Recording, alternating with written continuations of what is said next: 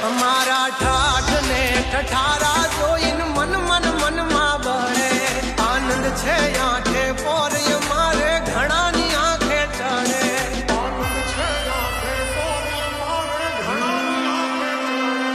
નમ્યા તો કોઈના બાપને નહીં નમવાનો રે મારો ઠાકર ધક ધક નો હાજો સંગાથી હાલે ઈ બે જગ આગળ